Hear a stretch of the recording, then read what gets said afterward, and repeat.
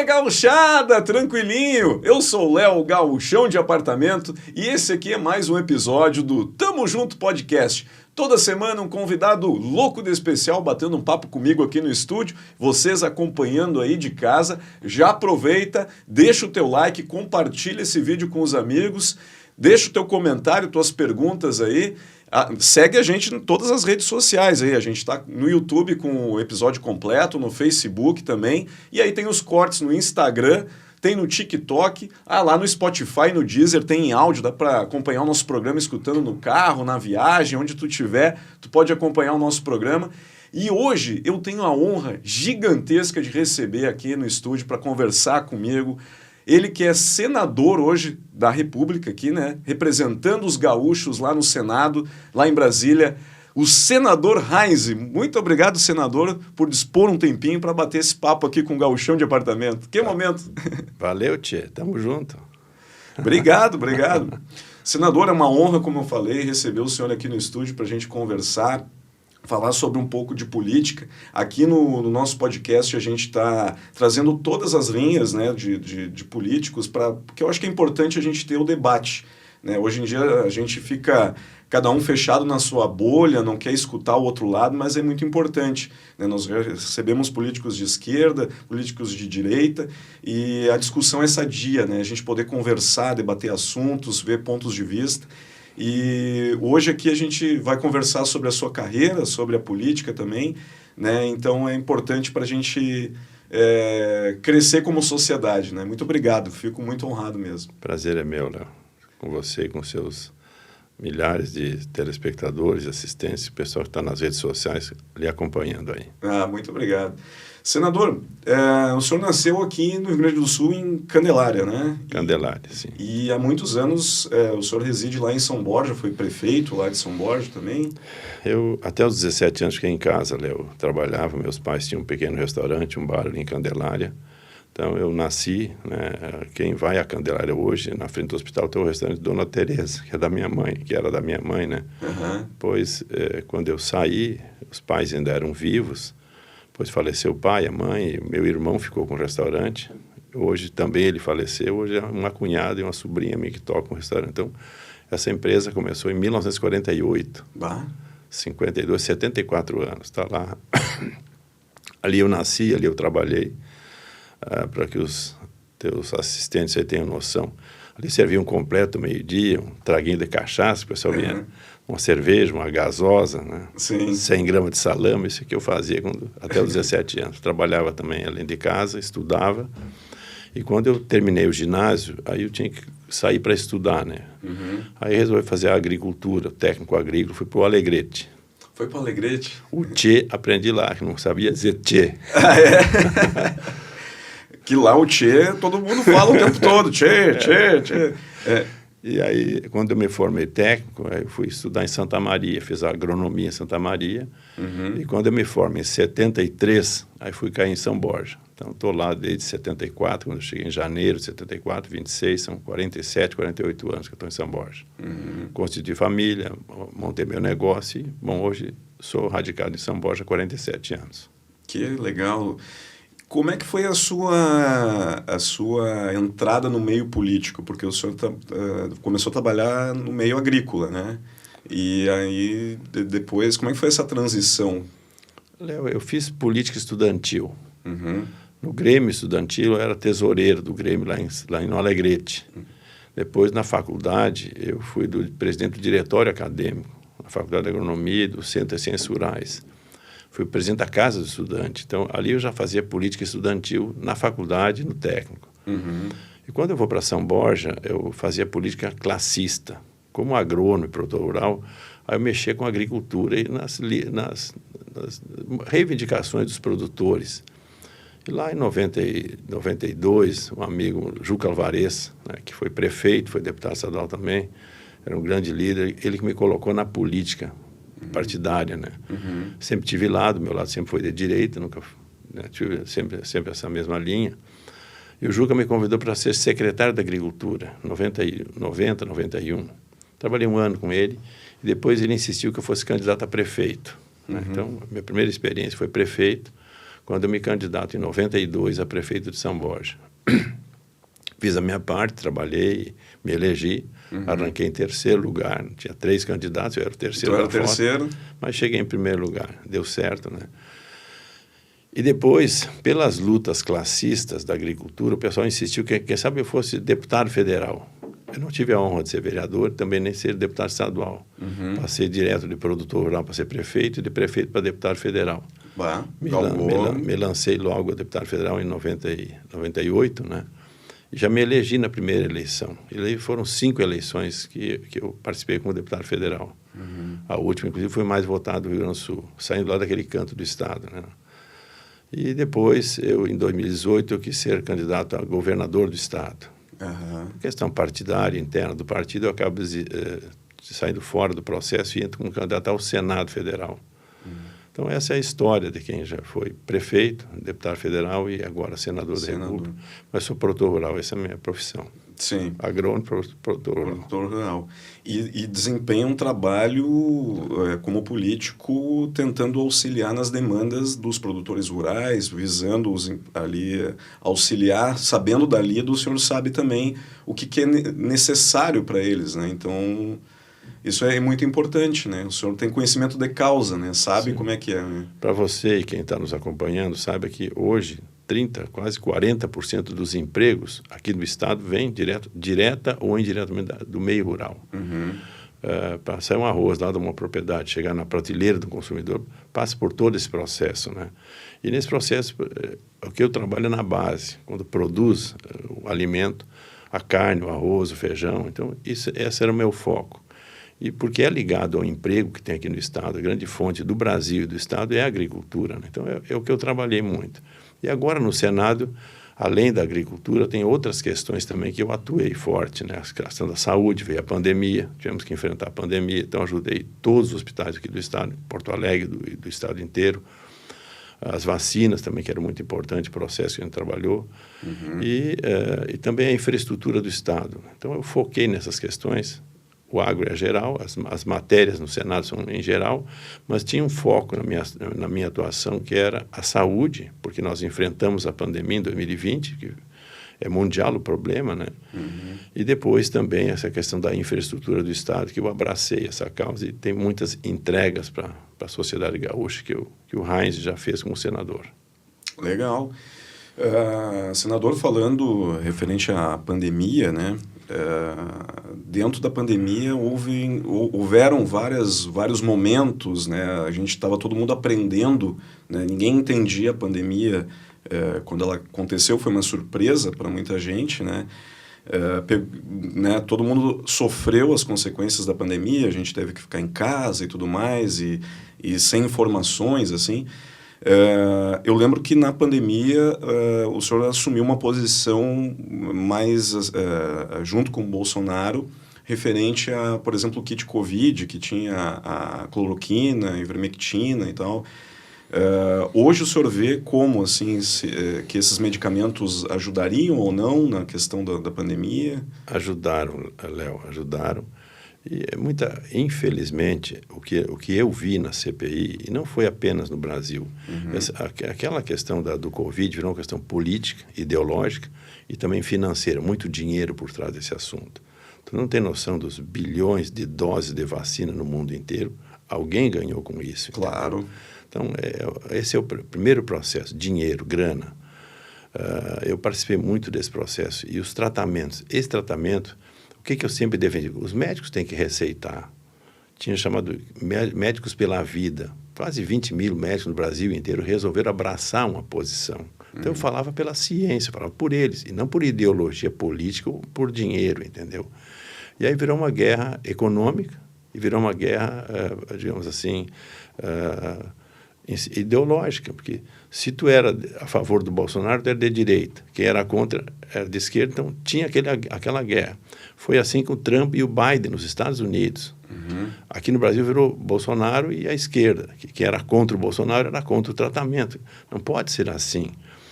Muitos cientistas, eu tinha um grupo lá, um coaching, cientistas do Brasil inteiro e até do exterior, nos alimentava com informações. Então, eu me pautava pela ciência. Eu sou um técnico, sou um agrônomo, né? Tenho um nível superior. Então, infelizmente, o que a gente viu foi uma questão de dinheiro e também ideologia, para bater contra o presidente. Eu mostrei na CPI, inclusive, o Ministério Público, um voto em separado que eu fiz, em torno de 450 pesquisas no mundo inteiro, pesquisas positivas e negativas. O Ministério Público, né, auditou essas pesquisas e viu pesquisas com cloroquina e com ivermectina que no mundo inteiro foram feitas.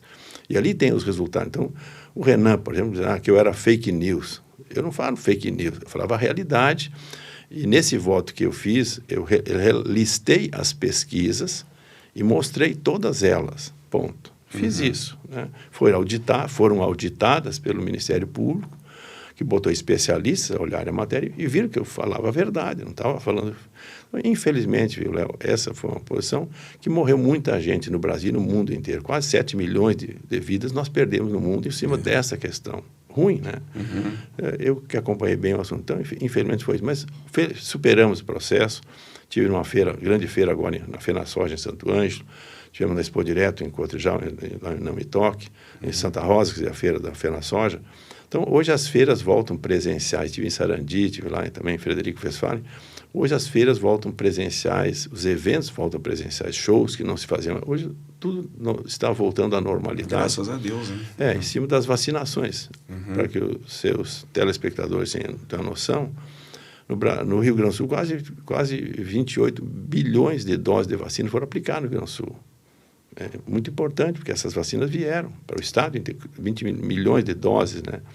Isso é um valor importante, uma quantia importante que veio para o Estado inteiro. Hoje, já começa a falar em 4ª dose para as pessoas. Isso ninguém fala, que veio do governo federal. E nós ajudamos nesse processo.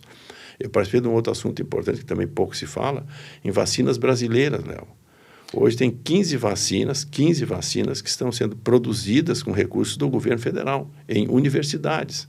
Tem 5 bem adiantadas. Se for necessário para o ano que vem, para 2023, por exemplo, nós teremos vacinas brasileiras. É uma universidade ligada à Federação das Indústrias da Bahia. Essa é a vacina mais adiantada. Depois tem a Universidade Federal de Minas Gerais, a Federal do Rio de Janeiro, a USP em Ribeirão Preto e também o INCOR em São Paulo. Essas são 5 vacinas que já estão bem adiantadas, produzidas por cérebros brasileiros. Ninguém fala nesse assunto, mas esse é o real, que eu trabalhei esse assunto. Então, tem muitas coisas para falar de coisas positivas, não apenas das coisas negativas. Lamentamos as mortes, claro que lamentamos, que não é 7 milhões de vidas no mundo inteiro, que perderam quase 700 mil no Brasil, isso é significativo. Mas comemoramos também as mais de 30 milhões de pessoas que foram salvas aqui no Brasil. No Brasil, pelos médicos. Estive no evento do CREMER semana passada, ainda repeti esse assunto. Olha, cumprimentaram os médicos, enfermeiros, psicólogos, fisioterapeutas, todas as pessoas que, de uma certa forma, se envolveram nesse processo. E deu certo, superamos e, ok, bola para frente. Legal. Deputado, senador, desculpa, me permita fazer até uma colocação que ficou um assunto durante a CPI, que o senhor falou da fake news, eu me recordei aqui. Durante a CPI, o senhor, se me permite, né, apresentou uma foto de uma atriz de filmes adultos lá, que é a Mia Khalifa, né, e o senhor falou da fake news, né? O senhor não caiu numa fake news ali, que o senhor disse que elas estavam na frente ali né, das vacinações ali e tal, né, isso era uma mensagem que foi enviada nos grupos de WhatsApp, enfim, aquela foto o senhor acabou apresentando lá e isso acabou virando uma polêmica, né? O senhor lembra dessa situação lá? Não, eu não.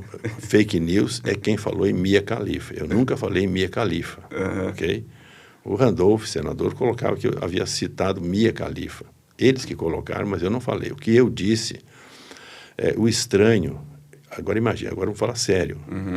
Falou em gozação, vou falar sério para chegar na gozação. As pesquisas no mundo, né? Imagina a Universidade de Harvard, Estados Unidos. Essa é uma universidade respeitada no mundo inteiro. Sim. Esta universidade fez uma pesquisa em vários países do mundo com 97 mil pessoas e mostrava resultados negativos com relação à cloroquina. Ok? E o que eu falei, sabe quem contratou essa pesquisa? Uma empresa chamada Sugesphere, que é de uma atriz pornô.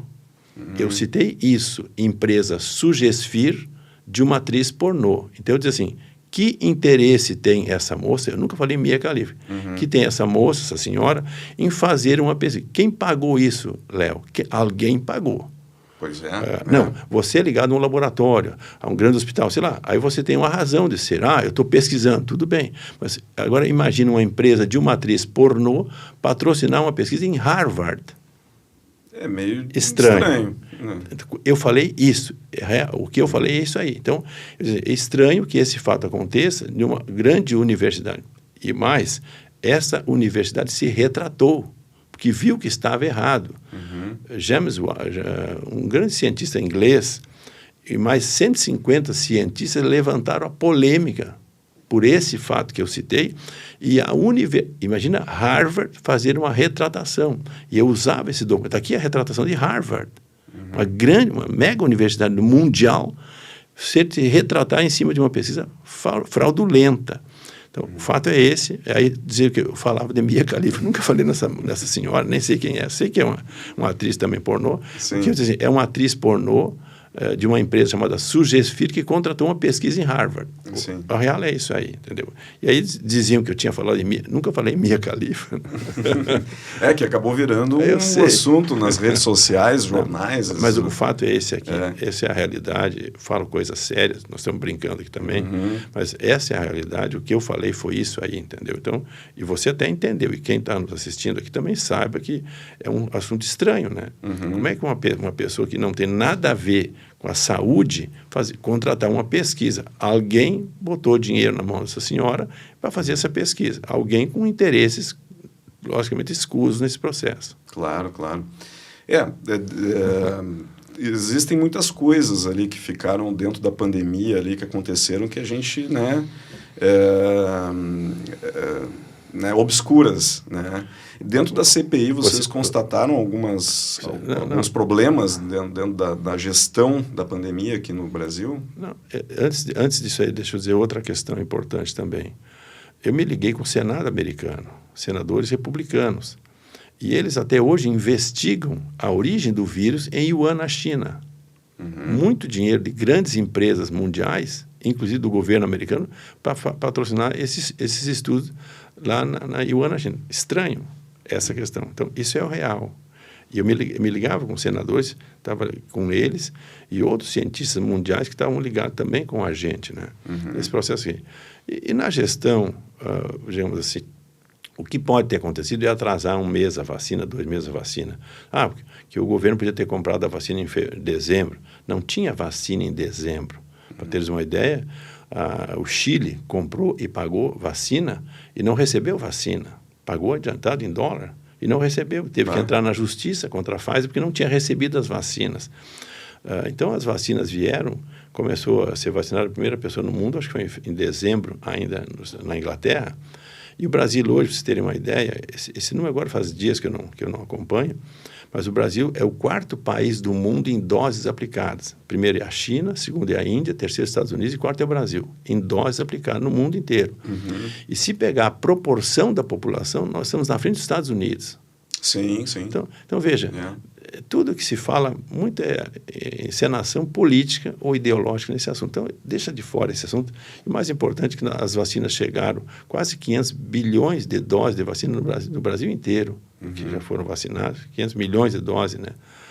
E no estado, quase 30 milhões de doses no Rio Grande do Sul, que veio para todos os municípios gaúchos, vieram, e todos os estados brasileiros, não houve discriminação com ninguém, todos receberam. Todos receberam, né? A vacina veio do governo federal e foi comprada, essa vacina, e foi utilizada no Brasil. E o Brasil é o 4º país do mundo em doses aplicadas. Isso.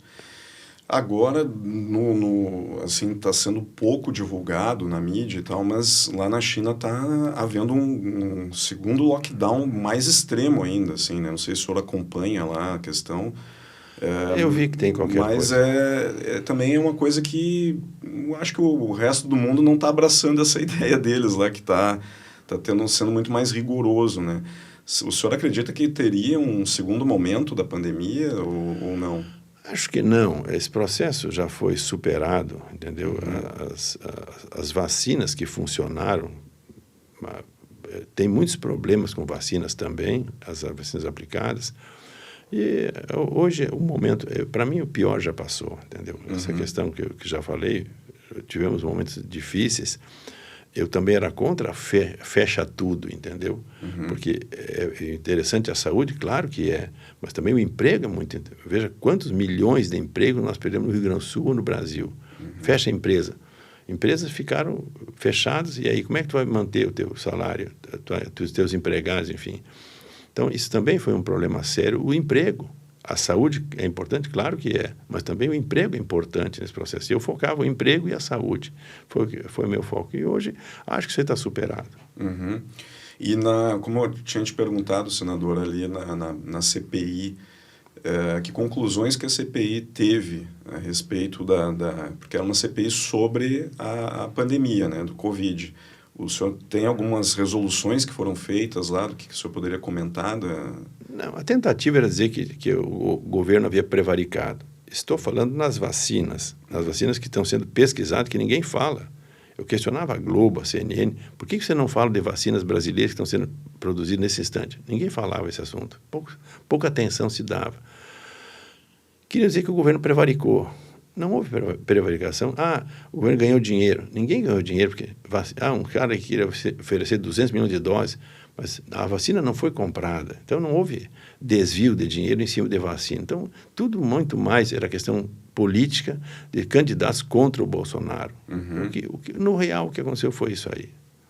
Houve muita política durante a pandemia, né? O Mandetta também fez... trabalhou de uma determinada forma, o próprio Moro também aproveitou do momento ali para né? Hoje, não sei a sua visão dessas pessoas, assim, mas acredito que o Moro vai tentar a presidência, se candidatar à presidência. Acho que já está fora. Acho que já deve ter superado esse momento. E ele tinha 5, 6 partidos com candidatos de oposição ao Bolsonaro. Então, era oposição ao Bolsonaro, que ele era candidato de direita, PSDB, PT, PDT, PMDB, todos com candidatos contrários, apareceram na CPI para fazer campanha contra. Então, virou um palco ali, como tinha um espaço na mídia, né? E a Globo, a CNN, a Folha, Estadão, por exemplo, dava espaço. Então, tu tinha um espaço na grande mídia brasileira para poder falar e apresentar suas propostas. Então, essas questões, as próprias redes sociais, viu? Hoje era censurado falar certo assunto na rede social, censurava, então não podia falar esse assunto. Então, não é legal essa parte de censurar assunto que não interessa à mídia especificamente. Não pode. Aqui nós comentamos qualquer coisa, mas certos assuntos as redes sociais censuravam. Sim, exatamente. Não vou falar nem na grande mídia. Então, acho que você já superou e bola para frente e não houve nada especificamente. O cenário foi muito complicado, né, para a população, né, dentro da pandemia, porque a gente teve um alto índice de desemprego, as empresas fechadas, a gente tinha incerteza em questão de vacinação, né, a grande mídia colocava isso, que o governo não estava valorizando a questão da vacina e desmerecendo a ideia da vacina. Isso foi muito colocado na nossa mente, foi mostrado muito pela TV, pelos jornais, enfim. Então, houve essas incertezas ali, né? E realmente, acredito eu que houve questão política ali de pessoas querendo fazer oposição ao governo, aproveitar o momento para, né, fazer campanha. E o senhor, vendo assim o nosso estado aqui, como é que o senhor acha que foi feita essa gestão da pandemia aqui pelo governador Eduardo Leite? As vacinas vieram do governo federal, todas. Quase 30 milhões de doses vieram. E hoje, já vi no jornal agora, essa semana, acho que foi sexta-feira, em alguns casos já estão aplicando a 4ª dose. Segunda dose todo mundo recebeu, terceira dose quase todo mundo recebeu, e já estão aplicando 4ª dose, se necessário, entendeu? Então, as vacinas vieram do governo federal, e poucos falam que veio do governo federal. Então, a gestão foi feita porque era o governo do estado, mas muito mais os prefeitos que aplicavam as doses. E quem eu quero cumprimentar? As equipes de saúde da família. São quase 60 mil equipes no Brasil inteiro. Estas pessoas que foram na linha de frente fazer vacina. Aqui em Porto Alegre, o prefeito Melo, o secretário Mauro Esparta, tinham essas equipes. Essas pessoas que estavam na linha de frente fazendo vacina na população inteira, do Brasil inteiro e do Rio Grande do Sul. Não sei quantas tem no Rio Grande do Sul. No Brasil são quase 60 mil equipes. Essas pessoas foram heróis, que foram vacinar as pessoas do Brasil, no estado e no Brasil inteiro. Cada município nosso aqui do estado, essas pessoas, Léo, estão ali vacinando. Então, render homenagem também aos vacinadores. Claro. Né? Foi feito o processo por eles, né? As políticas foram implementadas com recursos que vieram. Sabe quanto é que veio só em saúde para o Rio Grande do Sul? Quase 9 bilhões de reais. Para os hospitais filantrópicos, que eu trabalho para todos, são 245 hospitais. Nós temos aqui o Santa Casa, nós temos o Moinhos de Vento, que é privado, nós temos a GHC, que é público, nós temos o Hospital da Restinga, Vila Nova, da Molim, lá, aquela turma. Esse pessoal foram heróis, claro, aqui em Porto Alegre, no estado inteiro. Os médicos, enfermeiros, claro, todos trabalharam na linha de frente. Fizeram esse trabalho e hoje, para mim, está superado esse episódio. Essa questão de verbas do governo, senador, uma coisa que o pessoal... Uma pergunta que eu tenho que fazer, né? Foi aberta a torneira, né? Sem teto de gastos, assim, podemos gastar... imprimir dinheiro, entregar dinheiro para combate à pandemia, né? Essa prestação de contas, ela foi feita assim, mas está sendo assim, está tendo um controle, foi feito um controle dessas verbas, porque tem muitos governadores, enfim, que usaram não só para a saúde, mas a verba que veio para pagamento de folha, para outras coisas que os estados precisavam, né? Isso é um comentário geral que é feito na população. Eu não sei se é isso ou não, estou lhe perguntando assim, foi feito nessa CPI um controle desses gastos, para onde foi esse dinheiro e como vai ser pago isso também? Porque o dinheiro vem de algum lugar, é uma dívida que tem que ser paga, né? A União liberou mais de R$1 trilhão. R$1 trilhão para todo o Brasil. Governadores receberam dinheiro. Nós batíamos muito com o senador Girão, o consórcio do Nordeste. Foram 50, 60 milhões para comprar respiradores. Sim. E eles blindaram a CPI, nunca nos deixaram abrir essa caixa preta. O governador da Bahia liderava esse processo com os governadores do Nordeste. Aquilo compraram de uma empresa que vendia maconha em São Paulo. Maconha, essa empresa de fachada, porque nem a empresa existia, e nós nunca conseguimos abrir aquela caixa preta, porque aí a CPI blindou, era um assunto. O Estado aqui, só para teres uma ideia, o governador Eduardo Leite recebeu 2.400, gastou onde quis, pagar folha, enfim, pagou. Os prefeitos gaúchos receberam 1.400, todos receberam dinheiro direto para poder compensar perdas de arrecadação que com ICMS, então havia perda em função da pandemia, porque a economia não girava, né? Então veio dinheiro para o Brasil inteiro, mais de R$1 trilhão. Só em saúde no estado foi quase 9 bilhões aqui para o estado. Veio aquele financiamento Pronamp, que eu trabalhei muito Pronamp, para micro e pequenas empresas, quase 4 bilhões. Aquele auxílio emergencial, Léo. Auxílio, aqueles R$600 por mês em 2020 ajudou muita gente. Muito. Aqui, por exemplo, só para ter uma ideia, no estado foram 13, 14 bilhões só de aqueles R$600 por mês lá em 2020. As famílias receberam aquele dinheiro. Tu estava desempregado. Então, o dinheiro veio, né? Em 2020, veio também em 2021. Só isso aí deu quase 14 bilhões. Isso fez a própria economia girar. Tu pegava R$600 num bairro pobre, qualquer cidade do estado. O que tu fez? Foi no supermercado, no bairro onde tu morava, comprou arroz, feijão, carne, azeite, arrumou tua bicicleta, tua motinha, sei lá. Aquele dinheiro circulou na economia do estado e do Brasil inteiro. Então, esses recursos vieram e, de uma certa forma, ajudaram a economia, ajudaram os governadores, prefeitos e a própria saúde, né? Só desses leitos de UTI, que eu ajudei os 245 hospitais, quase R$1 trilhão, mais de R$1 trilhão aqui no um bilhão aqui no Rio Grande do Sul. É muito dinheiro que veio. Muito.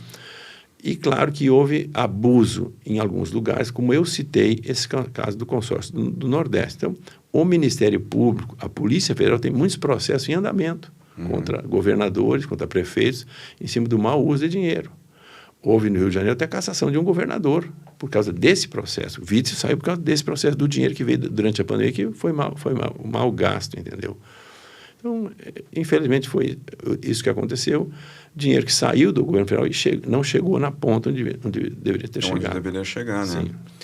Agora, o senhor falou do auxílio, né? A gente está tendo esse movimento que antes a gente tinha o Bolsa Família, que mudou para Auxílio Brasil, né? Sim. Onde está sendo colocado um valor ali que seria estipulado para quem tem direito a receber. E nesse momento, pelo que eu vi, está sendo tirado um teto do valor, nesse momento desse ano, né? Está sendo liberado recursos, está sendo tirado esse teto para auxílio. E muita gente comenta, de repente, que eu vi assim, de que isso seja uma estratégia política em ano eleitoreiro. O que o senhor vê assim a respeito Léo, disso? deixa eu explicar. Eu sou produtor rural, vivo nesse meio há 47 anos. Os preços dos alimentos subiram no mundo inteiro. Isso é uma realidade. Explodiram em qualquer parte do mundo. O Brasil hoje exporta para mais de 200 países os alimentos produzidos no Rio Grande do Sul e no Brasil. Com essa alta dos custos, quer dizer, não é o controle do produtor rural. Os fertilizantes foram à estratosfera, ainda mais agora com a guerra da Ucrânia com a Rússia. Os defensivos, as peças, as máquinas, o diesel. Sim. Aí está a crítica hoje contra a Petrobras, por exemplo, entendeu? Então, o gás da cozinha, tudo subiu. Então, o que vem nesse instante é para tentar compensar essa alta desmesurada que houve no mundo inteiro. Isso não, o Brasil, a carne subiu, o arroz subiu. Não, é no mundo inteiro. Qualquer parte do mundo acontece isso. Então, o que veio desse recurso é para tentar compensar para as famílias humildes, né, um valor que hoje é R$400, chamado Auxílio Brasil, que foi R$600 em 2020. Em 2020 era R$600. Depois baixou para R$200 e agora está em R$400. É um valor para compensar essas perdas que está existindo. E tem que ter um controle desses gastos, sim, pelo governo federal. Claro. A gente tem, assim, dentro das políticas, né, tem o auxílio gás, por exemplo, que, se eu não me engano, está em torno de R$50 o auxílio que o pessoal recebe mensal para famílias de baixa renda. Só que o problema é que tu vai comprar um gás de 13 quilos ali, ele custa mais de 100 hoje. Então, o cara tem que poupar 2 meses para poder comprar um gás. Será que não dá para ter também essa reavaliação desse valor? Porque eu vejo que muita gente está passando dificuldade, está tendo que usar fogão a lenha novamente e tal, porque se acaba o gás, tem que esperar 2 meses para juntar o auxílio para poder comprar, né? De uma certa forma, isso não é para comprar um bujão ou para comprar um rancho, por exemplo, uma cesta básica, os R$400. O que vem é um auxílio, é uma forma... agora eu vou comprar um bujão ou 2 por mês. Não é? Sim. Vem uma ajuda. E essa ajuda é bem-vinda. Eu vou olhar essa questão, depois eu até posso te passar por WhatsApp a resposta especificamente, mas existe um controle por parte do governo federal em cima dos gastos públicos, né? Hoje nós estamos discutindo a dívida do Estado, é outra história, entendeu? Negociação com o governo federal. Então, existem controles por parte do governo em cima da questão do gás, ou do Auxílio Brasil, enfim, das despesas que o governo pode ou não pode fazer. Uhum. Nesse momento que a gente está tendo, assim, como o senhor disse, dos alimentos, onde tudo aumentou, desde lá da lavoura, que os defensivos agrícolas, maquinário, diesel, aumentou os valores, né? E aí isso está sendo repassado numa cadeia até chegar no consumidor final, na população, né? E isso, o preço hoje está estratosférico, assim, né? Será que tem alguma previsão do governo em tentar fazer um equilíbrio, né? Porque a gente estava... Vou dar alguns exemplos, assim. O tomate, por exemplo, a gente comprava R$2 o quilo, R$1, R$3, R$4. Hoje a gente está indo no mercado e vendo preços a R$12, R$14. A mesma coisa a cenoura, né? O café, que a gente... O café mais comum aí, de uma marca mais conhecida, também a gente pagava em torno de R$12, hoje está sendo R$20. Né? Houve uma inflação aí dependendo do produto, tu vê que triplicou, aumentou 10 vezes o valor que a gente pagava antes da pandemia. Sem falar na gasolina, que a gente hoje tem Mas isso eu vou falar depois, vamos falar dos produtos. Será que não tem uma maneira da gente, o governo, conseguir compensar esse aumento? Até porque o salário, ele não aumenta e os produtos aumentaram drasticamente, né? O salário teve uma correção muito pequena em comparação com a inflação e os produtos aumentaram drasticamente. Então, hoje a pessoa comum, ela precisa ter 2 empregos, 3 empregos ou fazer um bico, alguma coisa para poder comprar a mesma coisa que ela comprava antes, né? Aí não é governo. Hoje nós temos uma economia de mercado. Esse é o mercado que funciona.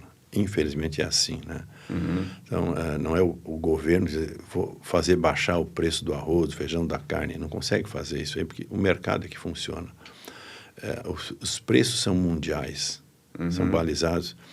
O que o governo fez é ajudar no Vale Gás e ajudar no Auxílio Brasil. Isso é uma forma de ajudar as pessoas menos favorecidas nesse processo aqui. O restante é mercado.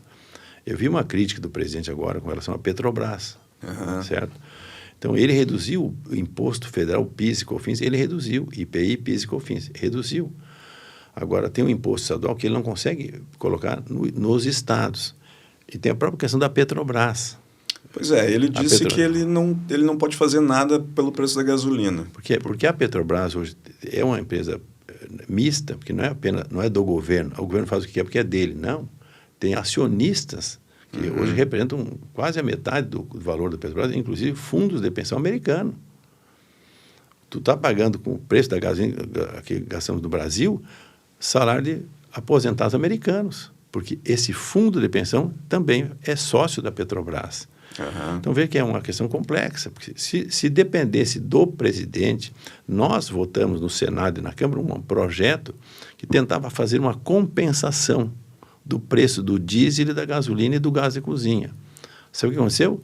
Ao invés de diminuir 30 centavos, aumentou 30 centavos. A lei a gente fez um trabalho, Câmara, Senado, com o governo federal, e nós não conseguimos interferir, e o preço aumentou. Sim. Era para ter reduzido 30 e aumentou 30 centavos. Aumentou 30. Então, é uma complicação. Baixou o preço do PIS e COFINS e aumentou o preço na bomba. Veja, tu toma uma iniciativa para tentar ajudar a ponta. Quem é a ponta? A ponta é o cara da motinho, do motoboy que vai abastecer, é o cara do taxista que vai abastecer, né? O cara do Uber que vai abastecer, mas, no entanto, aqui não chegou nele. O caminhoneiro que transporta a nossa produção não chegou nele, que era para melhorar e não resolveu o problema. Então, é uma coisa complexa que a gente não consegue, de uma certa, fazer uma injeção na veia, que tu aplica aqui já tu tem o resultado. Tem resultado. O resultado era para diminuir o custo e não diminuir o custo. Infelizmente, agora estava previsto uma alta de novo do preço do combustível. Eu acredito que vai ter.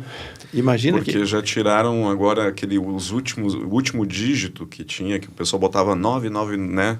Já reduziram para 2, porque quando chegar a R$10 a gasolina, não tem como botar 3 dígitos lá. Então, já estão preparando nos postos essa... Então, infelizmente, esse é um processo que as medidas que o governo adota é com um objetivo e não chega na ponta, às vezes, com esse mesmo objetivo. Então, se faz na Câmara, no Senado, uma matéria, o próprio governo faz e não consegue chegar onde a gente precisa que chegasse. Na questão do preço da gasolina, senador, assim, eu não entendo muito da logística da coisa, né? Mas, pelo que eu entendo, o Brasil produz, né? Ele tem a Petrobras, né? Tem as refinarias e tudo. E dentro de tudo que é produzido aqui, 20% é enviado para o exterior, refinado, trazido de volta em preço de dólar. Só que o preço do dólar, daqueles 20%, é aplicado sobre os 100% do que é feito aqui. Então, o nosso combustível ele tem esse valor baseado no dólar, sendo que 80% é produzido aqui. Será que não pode ser isso que acaba fazendo o preço estar sempre variando? E agora, com o aumento do dólar, que é mundial, o dólar está tendo essa desvalorização, né, no mercado internacional. Será que não é isso que está elevando o preço da gasolina? Também é esse processo, viu? Porque da forma que o dólar, a gente não controla o dólar. Por toda a política que o Banco Central tem feito, o ministro Paulo Guedes tem feito, não consegue interferir exatamente. Ele tenta minimizar e amenizar o efeito drástico que nós estamos enfrentando. Mas essa é uma política que está sendo adotada. E sim, o que existe hoje é um abuso em cima dos preços. Por isso que o ranço do próprio Bolsonaro com relação a isso, viu? Porque ele, presidente da República, não consegue controlar uma estatal que é uma estatal, com capital público e capital privado. Sim. Ele não consegue interferir nisso aí. Então, daqui a pouco, se tudo é iniciativa privada, é melhor, porque aí é guerra entre as petroleiras mundiais e pronto. Aí tu faz um processo.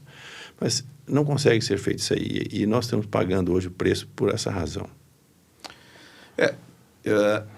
Meu ponto de vista, assim, é que, por exemplo, a Petrobras é uma riqueza do país, né?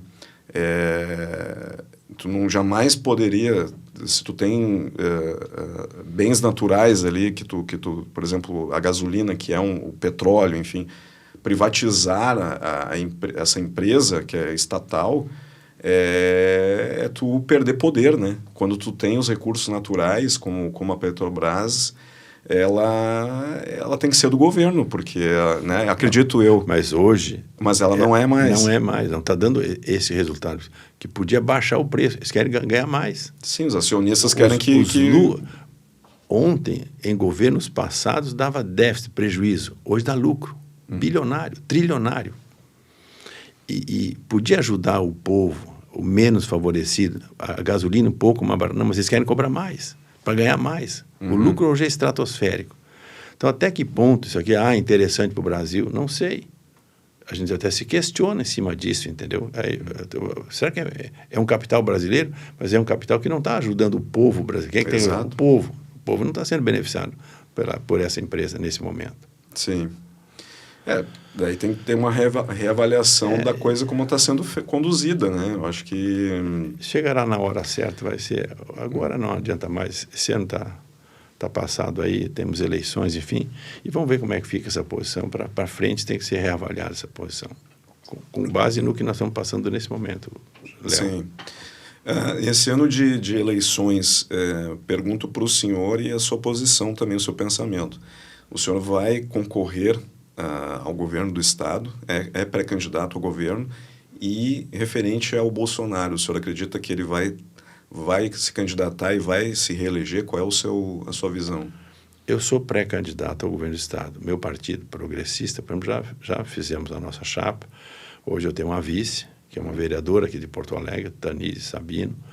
Nós já temos uma candidata ao Senado, comandante Nádia, ligada à Brigada Militar. Sim, sim. A Nádia é minha candidata ao Senado, pré-candidata. A Tanise é minha candidata, pré-candidata a vice-governador. E eu sou candidata a governador do Estado, sim. E o Bolsonaro é também pré-candidato à reeleição à presidência da República. Então, o que eu vejo, Léo, eu fui deputado com Fernando Henrique Cardoso, 4 anos, Lula, 8 anos, Dilma, 6 anos e meio, Michel, 1 ano e meio. O que eu estou vendo no Brasil em 3 anos e 4 meses, eu não vi em 20 anos passados. É um Brasil diferente. O combate à corrupção, certo, já é um ponto importante. O desenvolvimento do Brasil, os investimentos que estão sendo feitos no país hoje é totalmente diferente do que outros países. Isso que enfrentou a pandemia. Governos passados não enfrentaram a pandemia. Agora uma guerra da Ucrânia com a Rússia, também, isso tudo afeta a nossa economia, entendeu? E o que eu vejo é isso aí. Sou candidato hoje apoiando o Bolsonaro. Esse é o meu processo, meu trabalho hoje, né, com a minha chapa que eu montei. Então, somos pré-candidatos, sim, eu, a Tanise e a Nádia. A Nádia vem da segurança pública, é um problema sério hoje no Estado, né? Ela é brigadiana.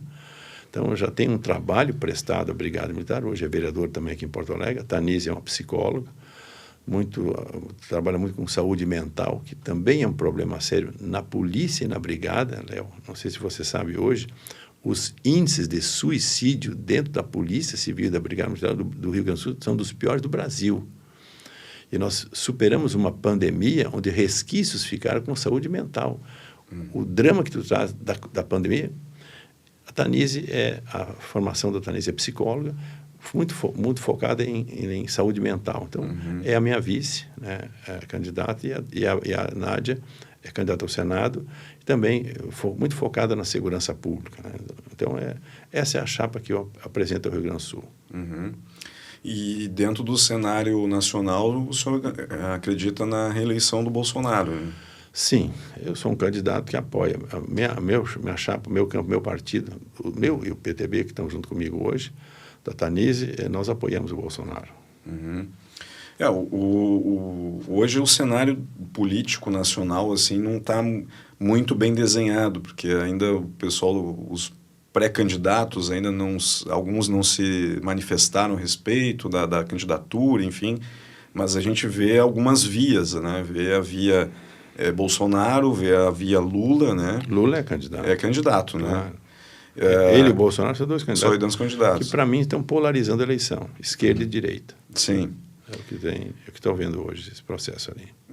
O Lula, né, dentro da posição dele, tá colocando lá o de vice o Alckmin, né, que de direita, né? Ele está tentando abraçar os dois lados. Era opositor dele ontem e hoje são parceiros. São parceiros. Pois é. Isso eu até perguntei para a Manuela Dávila, né? Do pensamento dela a respeito disso, porque a Dilma fez a mesma coisa quando colocou Michel Temer, que era opositor a ela, sendo vice-presidente, e houve ali todo o processo de impeachment dela, né, a questão do Michel Temer assumir a presidência. E eu perguntei para ela isso, se de repente essa história, se o Lula ganhasse, não se repetiria, né, porque... existe um duelo ali, né? Então a gente não sabe, né? Se não seria mais interessante para o Lula trazer alguém da própria esquerda para representar, né, a vice-presidência. Ele fez um acordo com o Kassab do PSD e trouxe o Alckmin, que era PSDB, em função de briga com Dória, sei lá, em São Paulo. Ele acaba saindo do partido e vai para o PSD, então, do Kassab. Então, esse é um arranjo entre Kassab e o Lula. E o Alckmin, né? Então, tá bem. Tem jogos políticos, né? Outra questão. E para vice-presidente, na chapa do Bolsonaro, o senhor tem ideia de quem? Ou o Mourão continuaria? Ou... Não, o Mourão não fica... Não, hoje o general Braga Neto é o nome mais cotado hoje. Braga Neto é um outro general que faz parte também do governo Bolsonaro. Foi ministro da Defesa. Então, hoje é o nome mais forte hoje para ser o candidato a vice do Bolsonaro. Sim. E o Mourão, o senhor acredita que ele investiria nessa eleição em algum cargo? Mourão é também pré-candidato ao Senado Federal pelo Rio Grande do Sul. Ah, é? Sim. Legal. O pessoal está desenhando já as candidaturas aí, né? Então, é interessante a gente observar o cenário para conhecer bem, né? Aqui no governo do estado, o senhor tem quem de oposição aqui? Já tem algum candidato definido já pelos partidos? O Edgar Preto é um candidato do PT, o Beto Albuquerque do PSB, tem o Eduardo Leite, que acho que deve ser candidato do PSDB, Gabriel Souza do PMDB. São os candidatos que já tem, o Nix Lorando do PL. Acho que são os nomes que já estão circulando. O próprio do Grêmio também, o Bolzan deve ser do PDT. Então, são os nomes que hoje aparecem como pré-candidato de todos os partidos de direita, de centro, de esquerda, que estão aqui no Rio Grande do Sul. Esse ano de eleição, assim, a gente viu na eleição, quando o Bolsonaro se elegeu, a gente teve muito essa questão das redes sociais e tudo mais, né? Como é que a senhora acha que vai ser esse ano de eleição agora, com essa questão mais ainda das redes sociais, da TV, da grande mídia? Como é que vai... Porque... nas redes sociais e na TV existe uma certa censura, né? A própria TV diz que não, que eles combatem, mas só é centralizado num ponto, né? Em algum ponto aqui e ali. Como é que o senhor vê essa questão da mídia e das redes sociais para esse ano de eleição? Vai polarizar de novo nas redes sociais. É muito forte as redes sociais hoje. A mídia, claro que nós temos aqui a RBS, Correio do Povo, Zero Hora, Guaíba, TV Record, enfim, Bandeirantes. A grande mídia funciona, mas as redes sociais, para mim, serão muito fortes também nessa eleição, nacional e estadual. A rede social ela é uma faca de dois gumes, assim, né? Porque ela acaba te colocando... Faca de dois legumes. De dois legumes. Ela acaba te colocando dentro de uma bolha, né? Que tu não consegue sair, para tu sair daquela bolha ali de interesses, de pensamentos, de conteúdos e tal. Isso acaba prejudicando muito a formação de opinião, né? Porque tu acaba ficando dentro só daquela bolha, né? Por exemplo, se tu é de esquerda, tu só vai ter conteúdos da esquerda, tu não vai acessar conteúdo da direita. É muito difícil tu sair da bolha, né? E eu acho que a rede social acaba fazendo essa polarização hoje na população, né? Também. E aí tu acaba colocando lados contrários, distantes um dos outros, né? E é isso que a gente tenta quebrar aqui, colocar a opinião, haver a discussão, o debate de pensamentos, porque eu acho que é assim que se forma, né?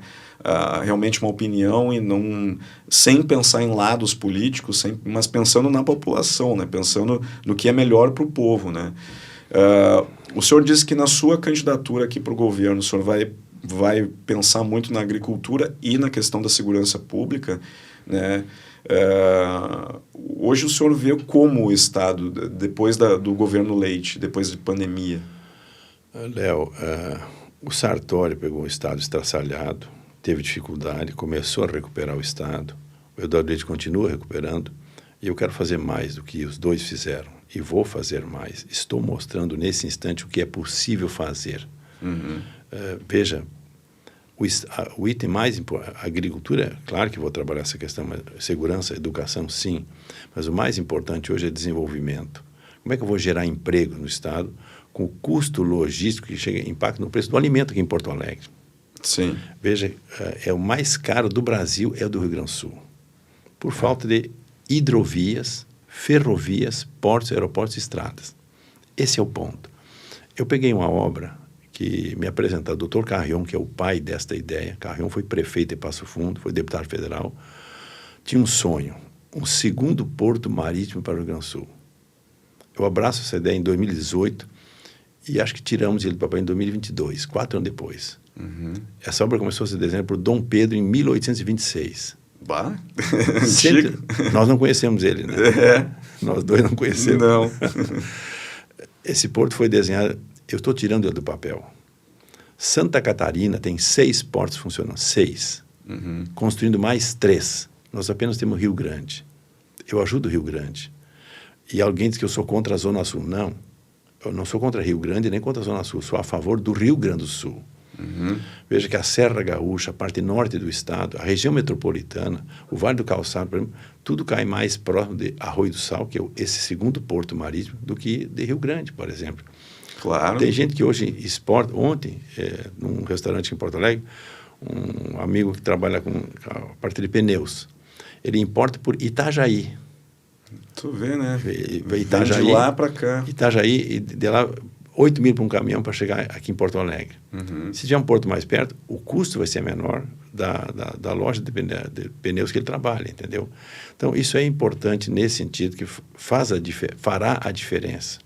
Esse segundo porto. Assim são as hidrovias que eu foquei muito, com o potencial que nós temos aqui no nosso Guaíba, da nossa Lagoa Mirim, Lagoa dos Patos, por exemplo, hoje, e não usar esses meios de transporte. É o mais barato do mundo. Uhum. Depois você pega a ferrovia, que é o segundo mais barato, e o terceiro é o caminhão.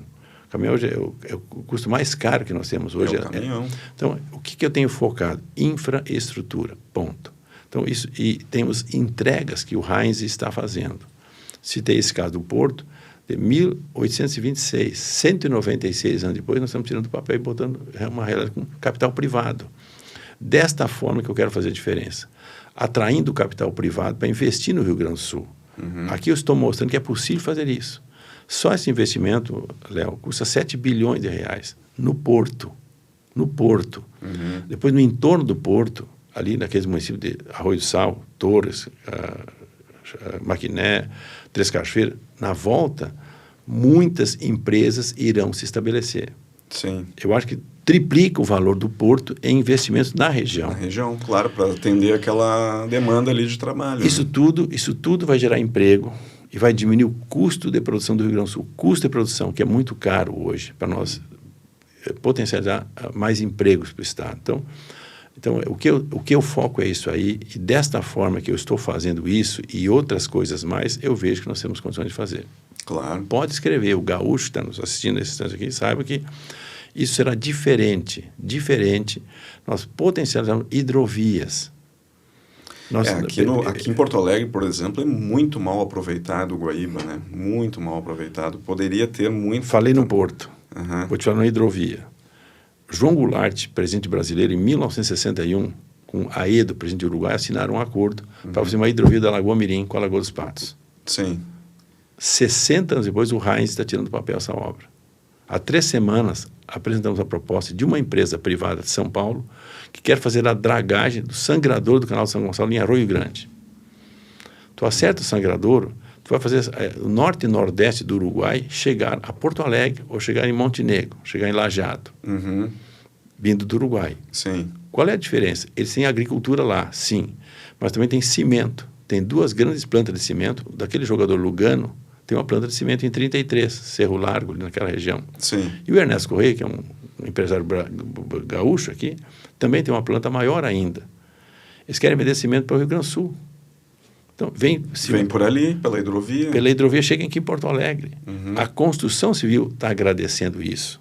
O Lugano está montando uma empresa em Montenegro, com um empresário da região, para trazer cimento de lá para cá. Sim. Então, são coisas que aparecem. Como é que eu procuro isso? As coisas chegam para mim, entendeu, Léo? E eu consigo resolver assuntos que estão adormecidos há muitos anos. Falei no Porto, 196 anos. Pois é. Falei na hidrovia, 60 anos. E o Heinz tira do papel e torna realidade.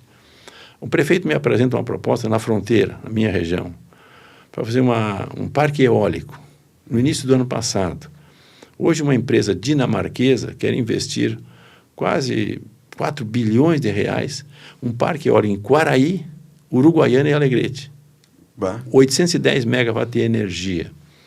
O Rio Grande do Sul importa, Léo, quase 40% da energia que consome. As coisas são caras porque eu não tenho energia e eu posso produzir energia no Rio Grande do Sul. Escrevam. Heinz, governador, nós seremos autossuficientes em energia. As hidrovias vão funcionar, as ferrovias vão funcionar, portos, nós temos mais portos no estado, já estou falando no segundo. Então, isso vai fazer o custo logístico baratear. E vai chegar no consumidor, aqui em Porto Alegre, em qualquer lugar, com custo menor. Então, essa é a forma que eu trabalho. A minha diferença é essa aqui. Eu sei fazer isso aí, as coisas chegam para a gente e, de uma certa forma, agora em Santa Rosa, Luft, um empresário de Santa Rosa, hoje é um grande empresário em São Paulo, ele me diz, Heinz, tu tens que investir na tecnologia. Curso técnico de informática. Essa meninada hoje, Léo, o que existe hoje para poder aprender a informática hoje, essa linguagem digital, é fantástico. Veja esse que nós tivemos agora, o Self Summit, né, que é aqui em Porto Alegre. A diferença que é startups do mundo inteiro, aqui em Porto Alegre. Então, isto para nós é fundamental. Gente com curso técnico podendo ser um programador hoje. Daqui a pouco tu vai tirar a faculdade. Abre-se outros campos nesse processo para a gente poder fazer isso. Então, são coisas diferentes que nós temos que focar e trabalhar essa situação. Então, eu foco isso. Isso é importante. Isso gera desenvolvimento, entendeu? Então, a minha diferença é essa aí. Eu faço as coisas acontecerem. Transformo lixo em realidade. Eu tinha casca de arroz quando eu fui deputada pela primeira vez, que era um estorvo. Hoje tem 40 mega de energia com casca de arroz. Que eu apresentei. Queima a casca. Queima a casca e transforma em energia, 40 mega.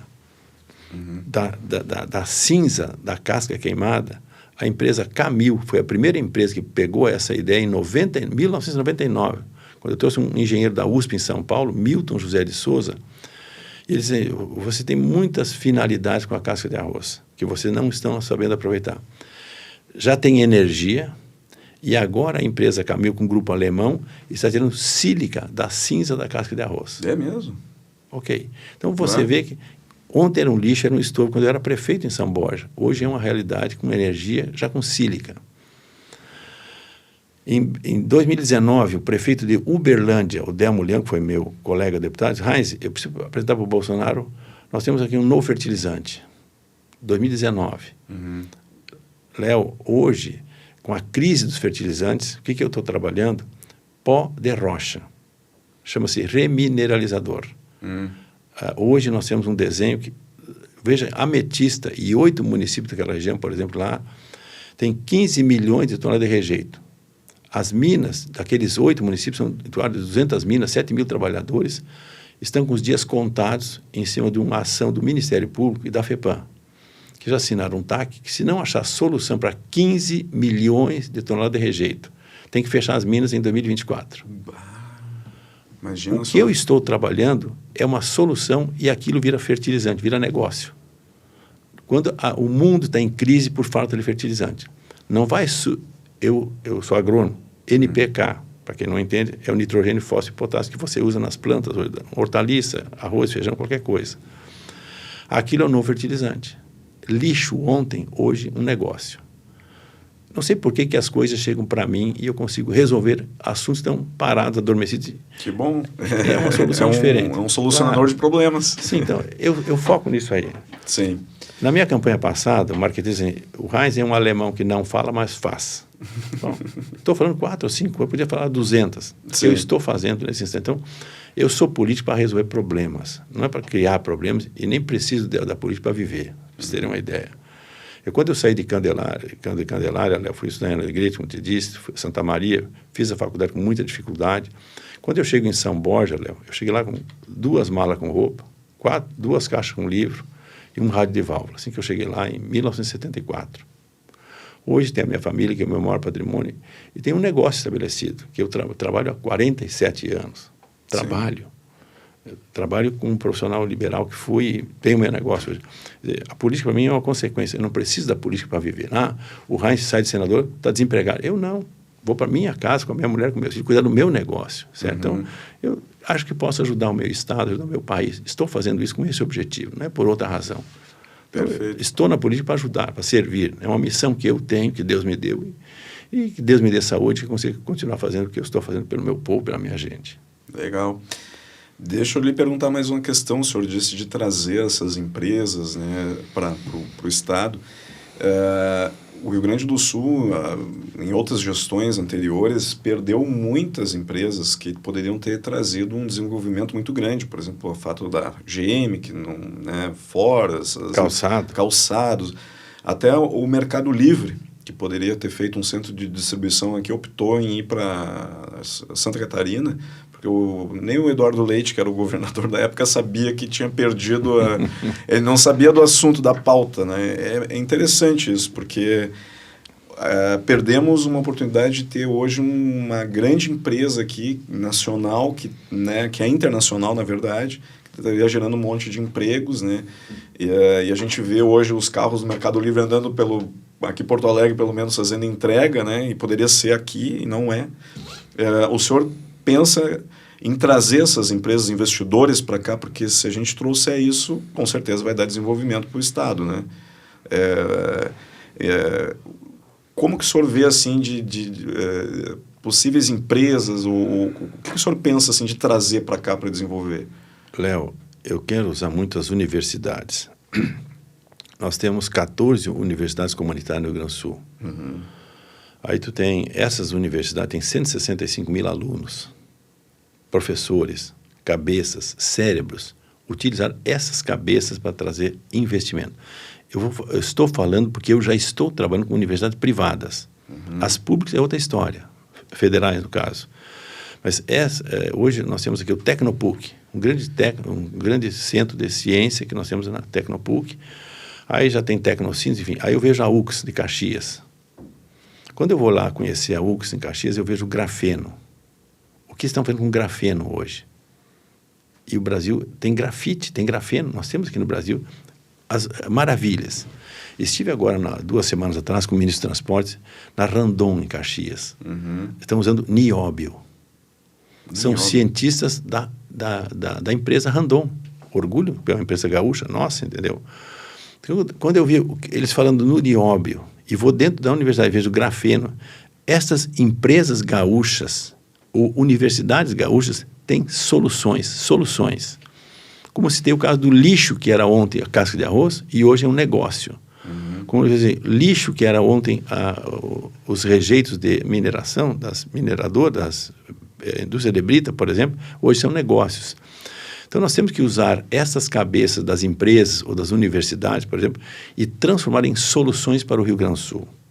Eu tenho que atrair investidores dessa forma, que isso aí, as coisas são diferentes hoje, para a gente poder atrair investimentos para o estado do Rio Grande do Sul, como se tem um porto que é um dinheiro privado. Um aeroporto em Caxias, entre Caxias e Gramado, é público e privado. Essas soluções nós temos que desenhar e fazer esses investimentos vir para o Rio Grande do Sul. Eu vou focar nessa parte. Já estou fazendo isso como senador e quero fazer muito mais como governador do Rio Grande do Sul, para que esses investimentos venham para o Estado. O que é isso aí? É emprego, riquezas, divisas, que vão trazer empregos e desenvolvimento para o nosso Estado. Só pegar com o capital do Estado é muito pequeno, muito pouco, mas usando as cabeças que eu tenho dentro das empresas, TI Randon, ou dentro das universidades, TI UX, por exemplo, você vê que são coisas transformadoras do nosso Estado. Essa é a diferença que o Heinz quer fazer para o Rio Grande do Sul. Perfeito. Senador, não sei como é que o senhor está de tempo, também não quero lhe tomar muito tempo do senhor, mas eu vou aproveitar, o senhor falou de empresas, eu quero agradecer as empresas que patrocinam o nosso programa claro. Aqui, que é importante, né? A gente tem que faturar, né? Tem que faturar, né, tia?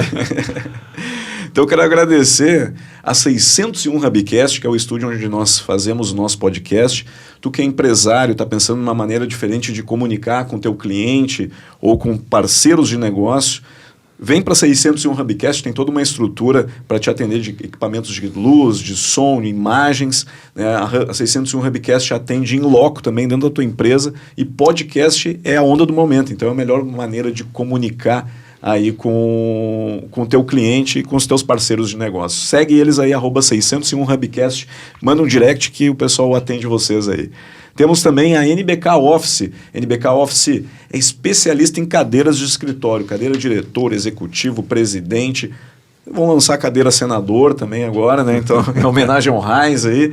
Se tu precisa encontrar uma cadeira top aí para colocar no teu home office, no teu escritório, vai na NBK Office aqui na Dona Margarida, em Porto Alegre. Eles estão com um showroom novo agora, tá top demais.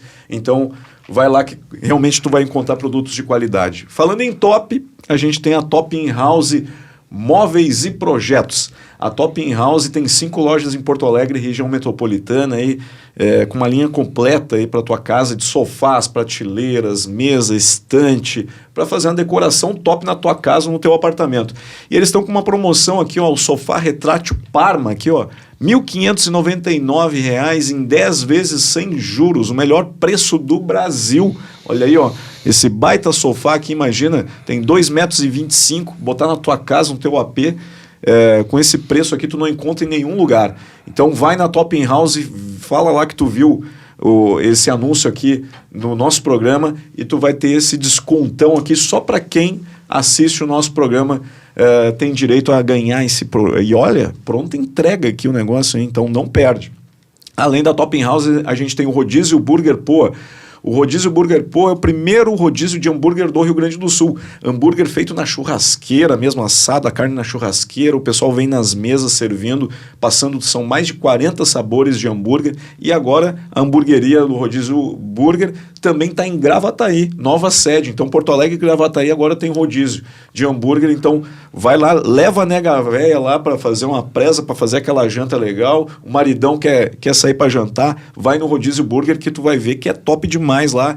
O nosso produtor aqui, o senhor viu ali que ele fortinho, ele vai bastante no rodízio. Pô, eu até disse para ele, tu tem que parar um pouquinho de ir lá no rodízio, que ele come demais.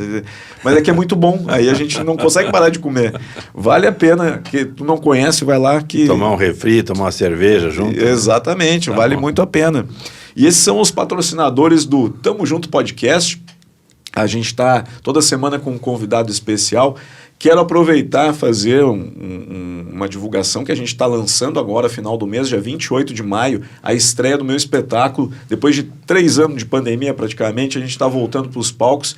A gente vai estar lá no Teatro Dan Higgs, dia 28 de maio, com a estreia do stand-up do Léo Gauchão de Apartamento. Um show para toda a família, viu? Pode levar a criança, pode levar a vovó, a sogra, se tu te der bem com ela, pode levar também. Então, leva a família inteira lá, faz uma excursão. A gente vai estar com um espetáculo, com os ingressos à venda, viu? No site gauchãodeapartamento.com.br. E tem ingresso solidário também que a gente pede. Vai lá, tem uma cota de ingresso solidário, tu compra o ingresso e leva 1 quilo de alimento. A gente vai estar ajudando uma instituição de caridade lá no dia, recebendo doações.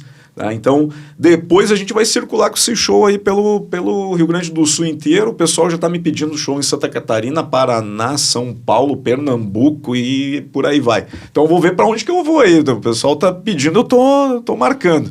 Então, segue lá a gente, aproveita, compra o teu ingresso, tá? Então, ainda tem ingresso, pelo menos até o dia que a gente está gravando aqui. E hoje eu estou com o senador Reis aqui, tive a honra de receber aqui o senador. Senador, muito obrigado aí. Eu acho que falou no Teatro Dan Higgs. Hoje, no final da tarde, eu estou reunindo os médicos ligados a Higgs, ao CIMER, Sindicato Médico, e também a CREMERS, Conselho de Medicina, me orientando sobre a saúde do Estado, um programa de governo que os médicos do Estado, assim como estou trabalhando com os hospitais do Estado, quais as ideias que eles têm para nós melhorar a saúde do povo gaúcho. Então, vou estar na Higgs. Vai estar hoje lá na reunião. Na Higgs com eles no final da tarde hoje. Mas outra, só para nós fechar aqui, a questão do 5G, hoje a telefonia no Estado é fraca, no caso, já tem o 5G, e eu tenho trabalhado também, Léo, o pessoal das empresas de telefonia e hoje de internet. Que eu achava que assim, hoje você tem a Vivo, a TIM, claro que são as maiores empresas. Não, pequenas empresas, chamada Gaúcha Tecpar, que hoje estão levando internet e telefone para todo o estado do Rio Grande do Sul. São pequenas empresas que hoje têm quase 50% da internet estão na mão dessas pequenas empresas. É mesmo? Que levam aqui em Porto Alegre, em qualquer canto do estado, e assim no Brasil, essas empresas. Então, eu tenho trabalhado com eles. Como a gente poder levar para o interior do estado, para os bairros mais distantes da capital, por exemplo, aqui, você levar a internet com essas empresas. Então, isso é muito importante, que é um pessoal que eu conheci ao longo da minha, agora, caminhada como senador, e pessoas que estão levando internet, que hoje é o mundo para nós, nas mãos. Imagina um jovem em qualquer parte de Porto Alegre, do Rio Grande do Sul, tendo internet na mão, entendeu? É diferente. É importante. A meninada precisa da internet, e nós estamos focando muito essa questão também da internet e da telefonia, no meio rural ou nas cidades, nos bairros mais carentes aqui de Porto Alegre ou de qualquer lugar, para ter internet e também telefone funcionando. Perfeito. A internet hoje ela virou um item básico, né? Nós estamos falando aqui pela internet. Estamos pela internet, exatamente. Não, e o que o senhor disse, né? Na pandemia a gente viveu muito a realidade da internet, né? A gente se comunicou pela internet, se viu pela internet. Então é importante ter um trabalho em cima disso para melhorar a qualidade, né? O Senado brasileiro foi a primeira empresa mundial a usar reuniões virtuais. Eu estava em São Borja votando numa sessão do Senado brasileiro, entendeu? E foi a primeira empresa no mundo a fazer uma sessão virtual, foi o Senado brasileiro. O pessoal que fez a tecnologia do Senado criaram essa possibilidade hoje. Então, isso nos aproximou muito. Tem diferenças, claro que tem, mas nos aproximou com reuniões virtuais que tu faz hoje. Eu estava tratando um assunto sobre madeira, que nós temos na fronteira oeste do Rio Grande do Sul, com um empresário da Argentina. 14 empresas argentinas que tinham interesse em investir em Uruguaiana e São Borja. Madeira, que eles tinham interesse aqui, não queriam investir na Argentina. Como é que eu posso... Estou em São Borja, reúno 14 empresas naquele costar lá das barrancas do Rio Uruguai, o pessoal conversando com a gente, entendeu? Tratei dessa hidrovia da Lagoa Mirim com o governo uruguaio, o pessoal de Jaguarão, Rio Grande do Sul e Rio Branco na Argentina, no Uruguai, pela internet. Então, facilita essas coisas. Vou fazer uma reunião lá. Quando? Semana que vem? Não. Faz agora, daqui a meia hora já pode marcar uma reunião, já a tua agenda, meia dúzia de pessoas, está falando com ele virtualmente. Sim. Virou diferente esse assunto. A gente mudou a chave agora, né? Virou a chave. Fez isso, né? A gente antes precisava muito do marcar reunião e presencial, né? E tal. Hoje tu resolve muito rápido, né? Então, e até os processos judiciais também foram para esse lado agora também, né? No Tribunal de Justiça, as audiências já são virtuais, né? Então, facilita bastante também para... e até o próprio Senado também tem hoje, as audiências também são abertas pela internet ou pela TV também, então a gente precisa ter esse acesso melhor, né? E tendo empresas investindo nisso. São as coisas positivas que a pandemia nos trouxe. Uhum. São positivas, isso é positivo. Claro, claro. Essa aproximação.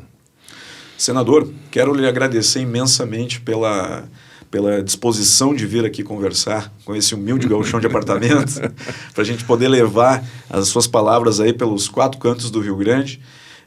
E do mundo, porque aqui no mundo pode estar nos assistindo. Claro, eu fico olhando as estatísticas lá por causa da internet, eu fico vendo assim, mas como é que tem gaúcho lá nos países que eu nem imagino, mas tem gente que acompanha. E muita gente do Uruguai, da Argentina nos assiste, Mato Grosso, então tipo, a palavra vai longe, né? A gente não sabe para onde que vai. Na internet ela tem isso, não tem limites, né? Ela alcança onde for. Eu quero lhe agradecer imensamente, foi uma honra muito grande poder conversar com o senhor aqui, a gente falar de pautas, de temas que o senhor vai trazer aí na sua eleição também, do ponto de vista da pandemia, também das coisas como aconteceram, dos preços, que eu acho que a população está mais preocupada hoje, muito preocupada com isso, né? Eu lhe agradeço, muito obrigado por dispor de um tempinho para conversar comigo e com os nossos espectadores aí. Tamo junto. Valeu, tchê. O senhor é um gaúcho mais raiz ou um gaúcho de apartamento? O que o senhor se define hoje? O meu meio é meio rural. Certo? Eu já nasci, meus pais tinham um negócio em Candelária, mas meu avô era produtor rural, meus 2 avós por parte de pai e de mãe eram do meio rural. A minha ligação vem com isso aí. Então, depois eu fui trabalhar em Zamboja no meio rural. Então, a minha atividade hoje, claro que agora como senador ou deputado estava diferente, mas o meu negócio é no meio rural. Então, eu sou de raiz mesmo. De raiz. Faz um churrasquinho no fogo de chão mesmo, aquele costelão 12 horas, ou vai de vez em quando numa air fryer, alguma coisa assim, no forninho? Isso é mais difícil. A corrida da gente é mais complicada para fazer. E tem gente que assa na minha propriedade, mas assa na churrasqueira. Na churrasqueira. Então, é mais raiz mesmo. Senador, obrigado mesmo. Foi uma honra recebê-lo aqui. E boa campanha, né, para o senhor. Eu estou com essa blusa aqui, eu tenho que agradecer a dona Maria Anselme. Maria Anselme de Farroupilha me deu essa blusa. Muito obrigado, dona Maria. Um abraço. Tamo junto. Presente. Que momento. Obrigado, senador. Gauchada, esse foi mais um episódio do nosso programa do Tamo Junto Podcast. Hoje eu tive a honra de receber aqui o senador Heinz, conversou com a gente, bateu um papo. Esse programa tá no YouTube, tá no Facebook completo, os cortes estão no TikTok, tá no Instagram, a gente tem no Spotify, no Deezer, na plataforma de áudio também, tu pode acompanhar. Faz o seguinte, curte, compartilha, comenta, concordou com o senador, não concordou, o que achou, comenta aí. A gente precisa do teu comentário, do teu pensamento aí para a gente colocar, para debater, é muito importante. Compartilha com os teus amigos e não esquece, dia 28 de maio eu estou chegando aí com um show no Teatro Dan Higgs, aqui em Porto Alegre, a estreia do stand-up do Gauchão de Apartamento, conto com vocês lá, quero conhecer todo mundo, apertar a mão, dar um abraço, contar umas piadas, fazer todo mundo rir, sorrir, que a gente está precisando muito. Feito, Carreto Gauchada, até semana que vem, tchau, tchau.